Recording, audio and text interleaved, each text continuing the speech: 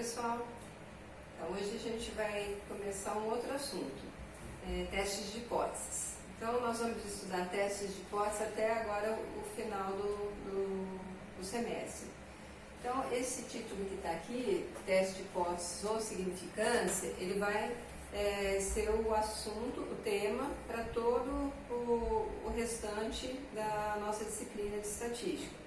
Então, o primeiro teste que nós vamos ver hoje, ele está dentro de teste de hipótese ou significância. Então, a gente vai estudar teste para média populacional, enfim, tem vários testes que se encaixam dentro de teste de hipótese ou significância. Tem o teste para média populacional, para a igualdade entre duas médias, o teste quadrado, o teste Fisher, enfim, tem uma infinidade de testes. Então, a gente vai ver alguns desses testes, tá? Hoje a gente vai começar pelo teste para a média populacional. O que seria os testes de hipóteses? O teste de hipótese, ele sempre testa algum parâmetro da população com base na amostra. Então, o que seria esse parâmetro? Uma medida qualquer da população que a gente queira testar, uma informação qualquer da população que a gente queira testar, e é sempre com base na amostra, né? Como funciona sempre a estatística. Estatística, qualquer pesquisa que vocês forem fazer, né, a não ser que seja o censo, né, vocês vão fazer essa pesquisa com base numa amostra. O resultado que vocês encontrarem para aquela amostra, vocês vão inferir a população. E assim funcionam os testes de hipóteses. Vocês vão selecionar uma amostra de uma população e vão pesquisar aquela informação que vocês querem a respeito daquela população, com base nesses dados amostrais. E vão formular uma hipótese. Através dessa hipótese, vocês vão chegar a uma conclusão se vocês concordam ou não com uma informação a respeito da população. Tá?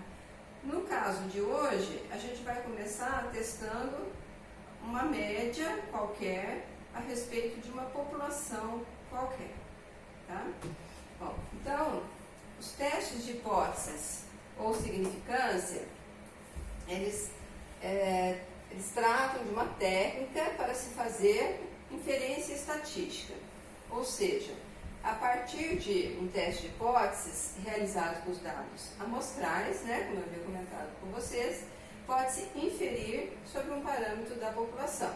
Então, os dados que vocês encontrarem para as amostras, vocês podem inferir para a população.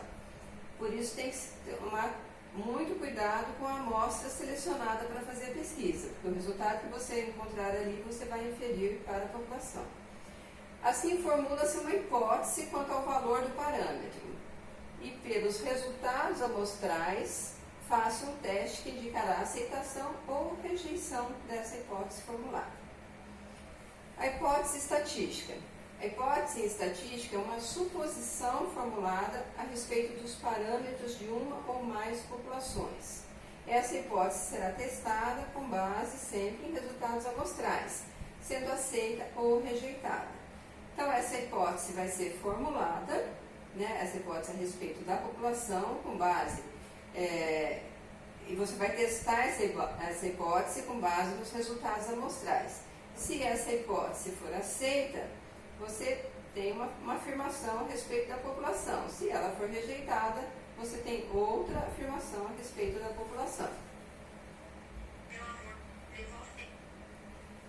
Bom, então o primeiro teste que a gente vai ver, teste para média populacional. Esse teste, vocês vão testar uma média qualquer, né, como eu havia comentado, a respeito de uma população qualquer, com base em uma amostra. Então, vamos supor que vocês quisessem testar se a média dos alunos de um determinado curso, se ela aumentou ou diminuiu em relação à média histórica. Você tem a média histórica. Essa média histórica é a média populacional. Você quer testar se essa média continua igual, se ela diminuiu ou se ela aumentou. Bom, para você testar isso, você vai precisar de uma amostra de tamanho N. Vai ser através dessa amostra que você vai testar se essa média aumentou, diminuiu ou continua a mesma coisa. Bom, através dessa amostra, você vai ter que encontrar o quê? A média de notas dos alunos atuais, para saber se a média dos alunos atuais está menor, maior ou igual à média dos alunos anteriores. Vocês viram que aqui tem duas fórmulas para estatística de teste. A única diferença entre essas duas fórmulas é que aqui vocês têm o desvio padrão amostral e aqui vocês têm o desvio padrão populacional. Então, se vocês tiverem o desvio padrão amostral, vocês vão usar o S. Se tiverem a informação do desvio padrão populacional, vocês vão usar o sigma. O que vocês não podem trocar de jeito nenhum é a média amostral com a média populacional. Então, a média amostral, ela sempre vai se referir ao tamanho da amostra que foi utilizada. Vai ser através dessa amostra que vocês vão encontrar a média amostral. A média populacional é sempre aquela que vocês querem testar. Então, como eu estava dizendo, vocês querem, vamos supor, testar se a média, né, de um determinado curso aumentou ou diminuiu em relação ao que era antes. Então, você selecionou a sua amostra, encontrou a média amostral e talvez o desvio padrão amostral. Você tinha o valor da média populacional, né, que pode ter sido maior ou menor do que essa média que você encontrou agora. E um nível de significância. Vocês vão ver que a gente vai trabalhar sempre, em todos os testes de hipóteses, nós vamos trabalhar com o nível de significância, que é a margem de erro. Esse nível de significância, ele entra antes desse cálculo da amostra. Ele entra para vocês saberem se vocês vão utilizar uma amostra maior ou menor. E depois também para vocês pesquisarem o valor tabelado. Então, com esses dados em mãos, vocês acham o que a gente chama de estatística de teste, conforme está aqui. Que se vocês tiverem a informação do padrão amostral, vocês vão substituir aqui. Se tiver o populacional, vocês vão substituir aqui. Bem, com isso vocês encontraram um valor numérico para a estatística de teste, com essas informações que vocês têm em mãos. Esse valor aí é que vocês vão ver se está na região de aceitação ou de rejeição do gráfico, para vocês aceitarem ou não a hipótese H0, que é também chamada de hipótese nula. É sempre ela que vai ser testada inicialmente. Então, eu coloquei umas observações aqui, que é para vocês entenderem na hora que forem aplicar o teste. O RA é chamado região de aceitação.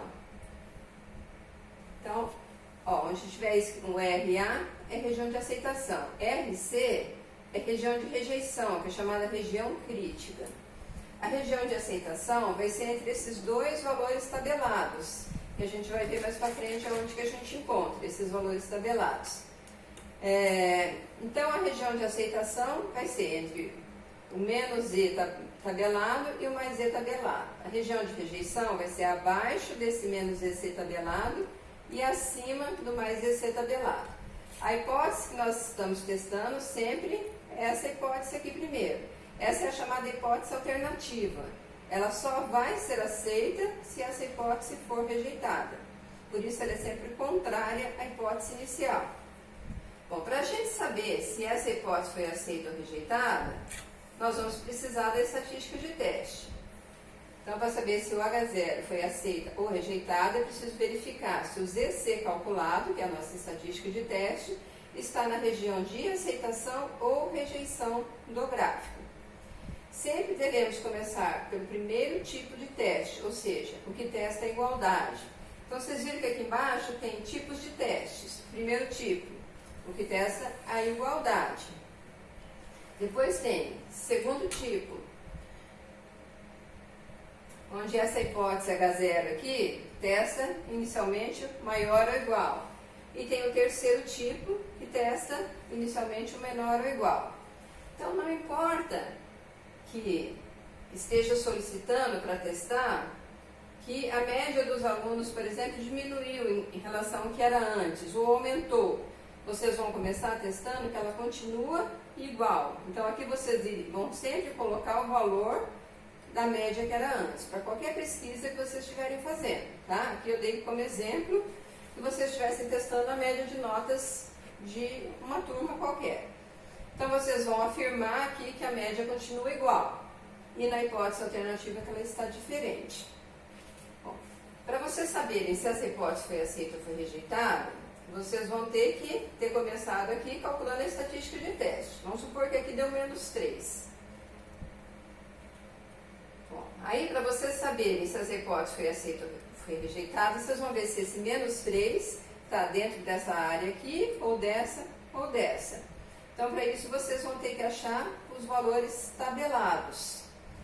Bom, para achar os valores tabelados, o primeiro tipo de teste, quando vocês testam a igualdade, é um teste bilateral. Só o primeiro teste que é bilateral. Vocês vão ter um nível de significância que vai ser sempre fornecido para vocês. Tá? Aqui no caso a gente vai trabalhar só com 1% e 5%. Tá? Que aí eu resumi uma tabela aqui para vocês, com nível de significância de 1% e 5%. Mas existe 2,5%, existe 10%, 7,5%. Aqui eu coloquei 1% e 5%, que são os mais utilizados.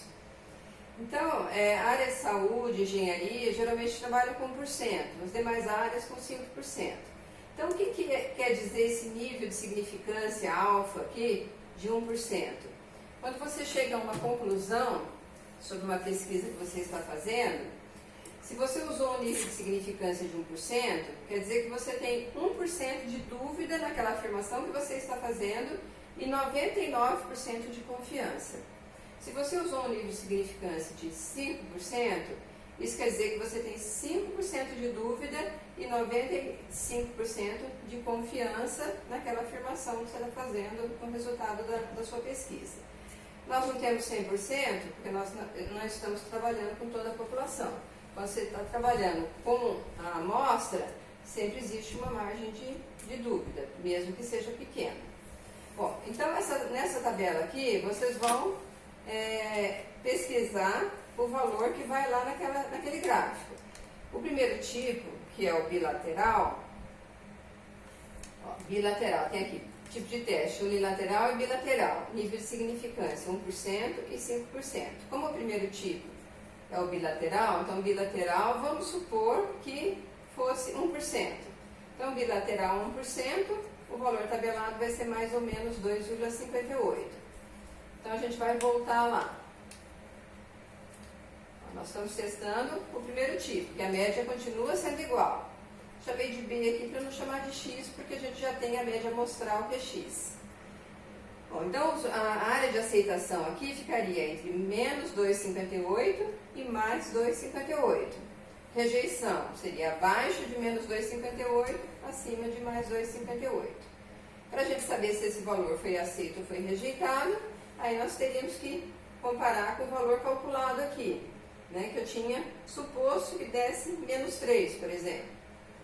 Se tivesse dado menos 3 realmente, a nossa hipótese aqui teria dado rejeitado, porque menos 3 está abaixo de menos 2,58.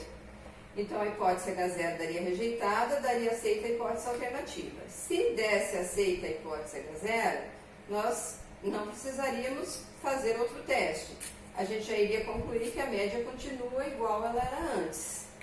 Né? Porque se dá aceita a igualdade, é porque a média nem diminuiu e nem aumentou.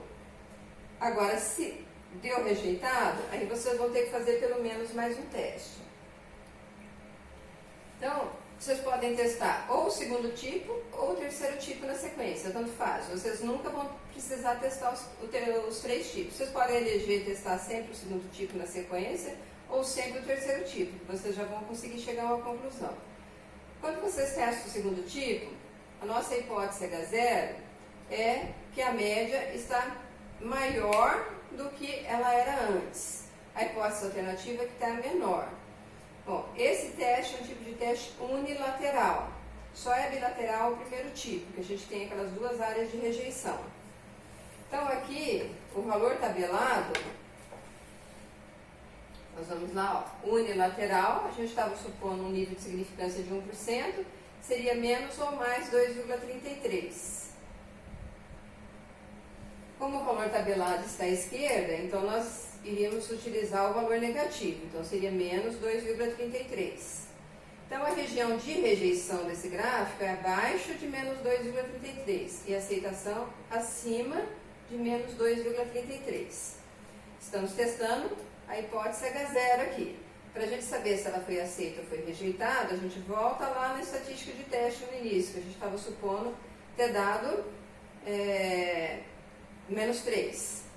Né? Se o nosso valor aqui deu menos 2,33, o valor tabelado, e o valor calculado lá deu menos 3, vai estar na área de rejeição. Então significa que essa hipótese aqui deu rejeitada também. Automaticamente, essa hipótese aqui deu aceita. Se essa hipótese aqui deu aceita, isso quer dizer que a média está inferior ao que era antes. Não tem necessidade de vocês fazerem o terceiro tipo. Porque se vocês tivessem optado por testar o terceiro tipo na sequência, vocês estariam testando aqui média menor do que o valor que era antes. E na hipótese alternativa, média maior. Aí o gráfico seria o contrário. A região de aceitação seria a esquerda do valor tabelado e a região de rejeição à direita. Teste unilateral. Aí vocês iam na tabela aqui, ó. Teste unilateral com 1% menos ou mais 2,33. Então, como o valor tabelado está à direita, vocês iriam usar o valor positivo, mais 2,33. Estão testando que a média está inferior ao que era antes. Como nós tínhamos suposto lá o valor calculado como menos 3, o menos 3 agora vai estar na área de aceitação, portanto, daria aceita essa hipótese aqui, de que a média está inferior ao que era antes. Que é a mesma conclusão que nós tínhamos chegado optando pelo segundo tipo na sequência. Então, tanto faz se, quando der rejeitado o primeiro tipo, a igualdade, tanto faz na sequência vocês testarem o segundo tipo ou o terceiro tipo, que vocês vão chegar à mesma conclusão, só que por caminhos diferentes. Agora, essa igualdade aqui. Por que a gente tem que começar sempre pela igualdade, sempre pelo primeiro tipo, que testa o igual? Vocês viram que aqui no segundo tipo inclui a igualdade e no terceiro tipo também inclui a igualdade aqui no H0. Ele inclui essa igualdade porque quando dá aceita a igualdade lá no primeiro tipo, se vocês testarem o segundo tipo vai dar aceito e se vocês testarem o terceiro tipo também vai dar aceito, porque o que está dando aceito é a igualdade. Então, vocês têm que tirar essa opção, ou essa dúvida, de ser o igual ao aceito. Então, se vocês testarem o primeiro tipo, deu aceito igual, não precisa testar mais ninguém. É porque é igual mesmo, não é nem menor e nem maior. Agora, se der rejeitado, e der aceito aqui, essa hipótese, é porque o que está dando aceito é só o maior. O igual já tinha sido rejeitado lá. Senão vocês não estariam nem testando esse segundo tipo. Então, aqui eu coloquei um exemplo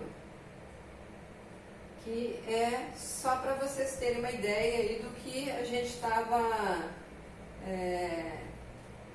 falando até agora, tá? Então, vamos dar uma pausinha aqui, só para não ficar muito longo para vocês, né? E aí, na sequência, a gente vê a resolução do exercício. Tá?